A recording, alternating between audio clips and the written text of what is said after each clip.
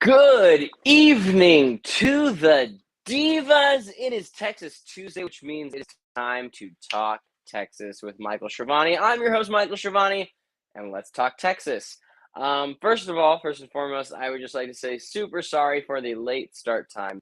We were having some technical difficulties with my very special guest, Miss Tommie Ross. Unfortunately, she will not be able to join us this evening, but we will be postponing her interview until next week, which means that tonight you will just be getting a quick drag update on a couple of things going on in the Texas drag scene. Let me fix my hat real quick. It's a little crooked. Okay, there we go. Perfect.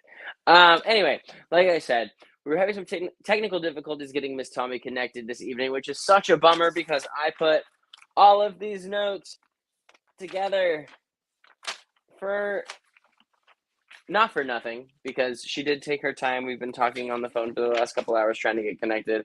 Edward, the person who runs Drag Confidential, has been doing a fantastic job as well. Sometimes, drag entertainers work hard, but the devil works harder. And the internet has other plans altogether sometimes. So, let me just take my Tommie Ross notes and put those away until next week, which, God willing, with her schedule, we will make sure that we have the legendary Miss Tommie Ross on Let's Talk Texas next week.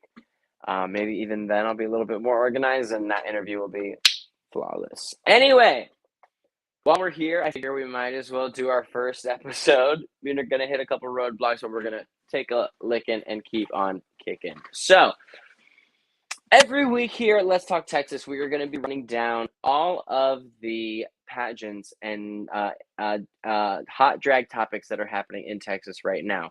We are in the heat of Texas US of A season for Mr. and Miss Texas US of A. And so, of course, right now we have to talk about that.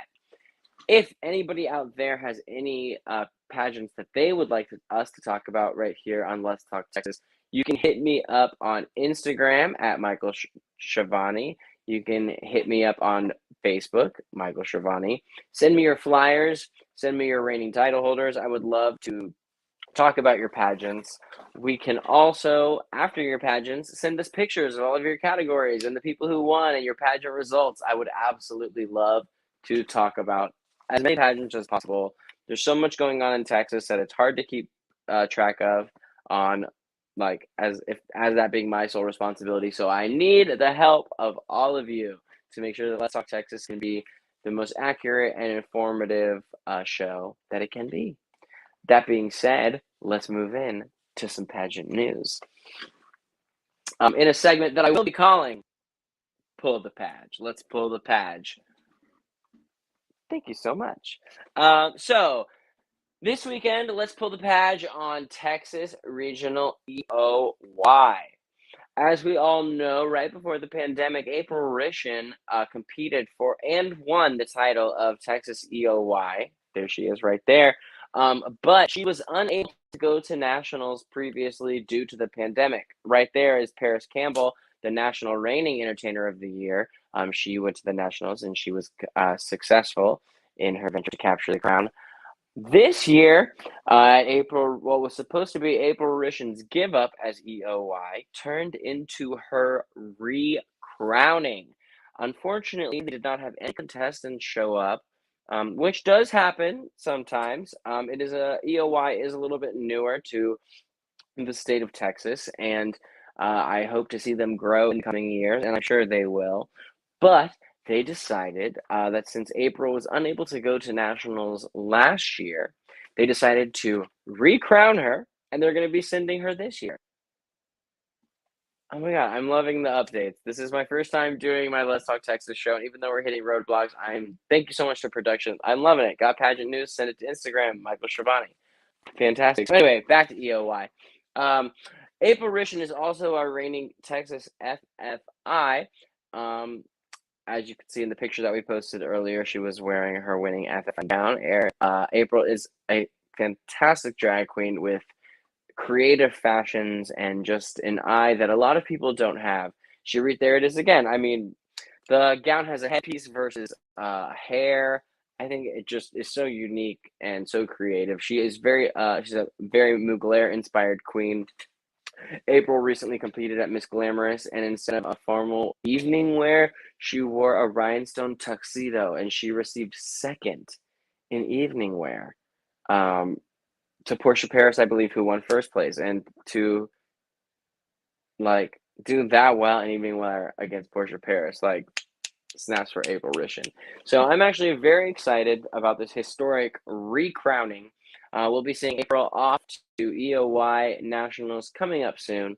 I'm sure she's going to put on a great show because she's such a thoughtful, detail-oriented drag queen with a distinct point of view, and she's different. She's unique. I love to see that. I was very happy with how she did it Glamorous. I'm sure she's going to knock the socks off of them at EOY.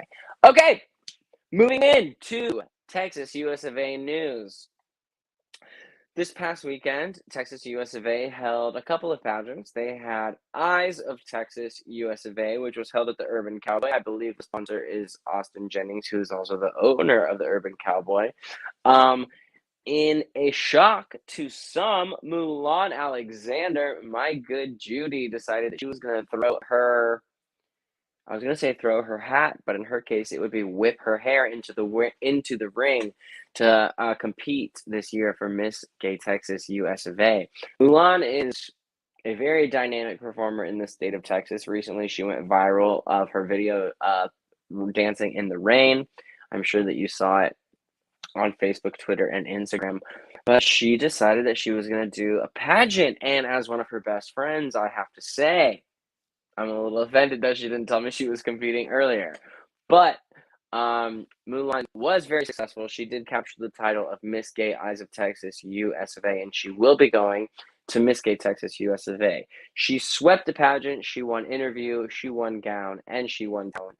Jennifer Hernandez is her first alternate. Jennifer looked absolutely stunning at that pageant, and I'm sure she's going to do a great job at state as well. Tonica Cavalli continues the road to Miss Gay Texas US of A. Their prelims are coming up. Thank you so much. I have the list right here. The next prelim coming up is going to be Miss Gay Laredo. That's going to be April 27th.